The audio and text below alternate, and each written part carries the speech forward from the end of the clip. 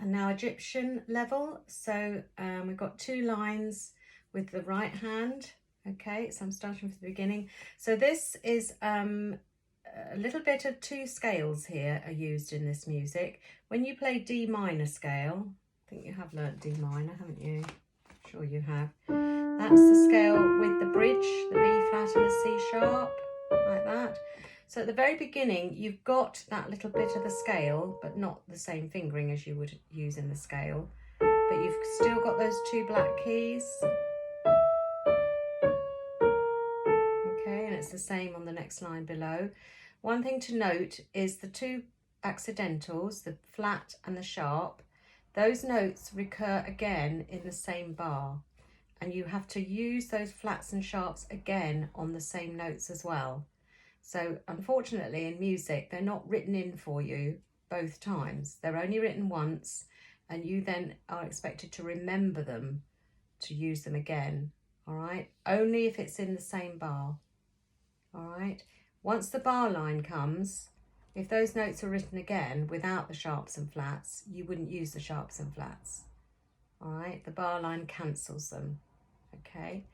And this only applies to accidentals. Now, accidentals are the sharps and flats written in the music. There's a few around, all right?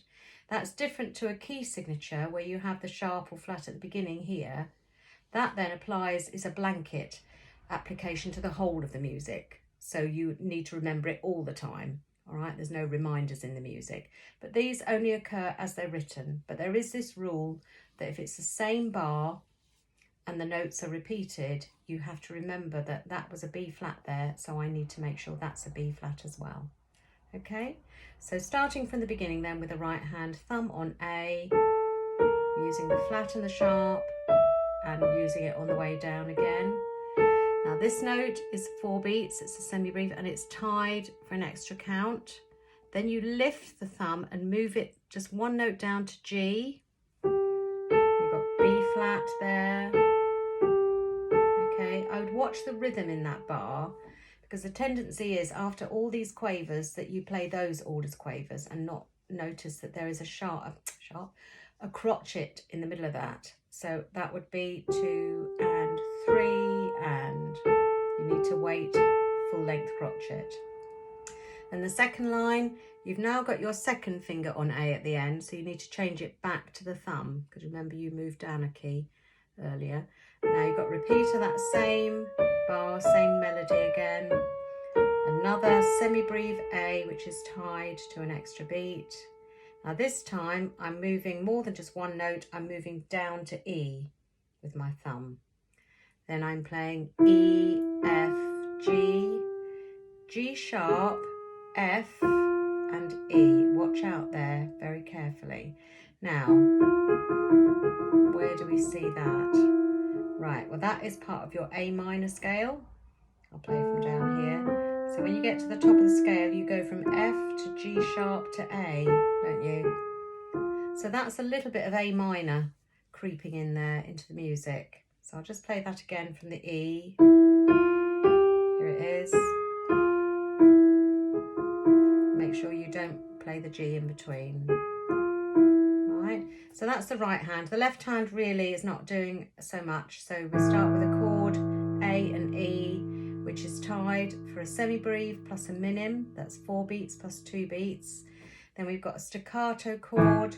Move the hand down 1, another staccato chord, and back again. And that really is generally what the left hand is playing. All right.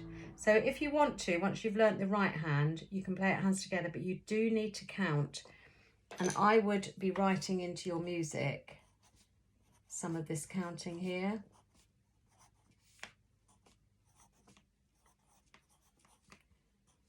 So you might want to do the same.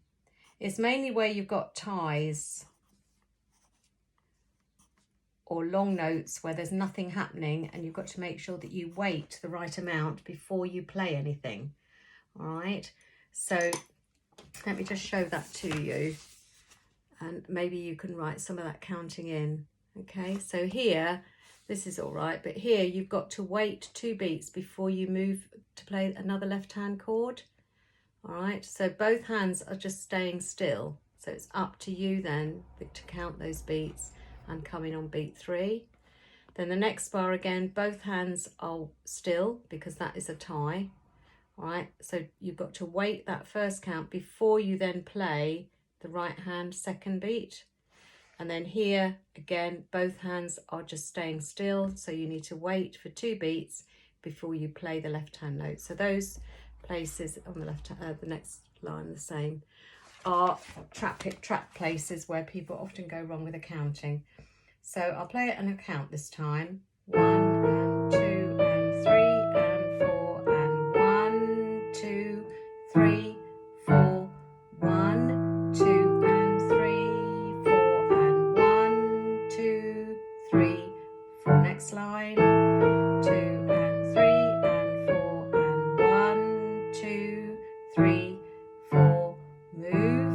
2 and 3, 4 and 1, 2, 3.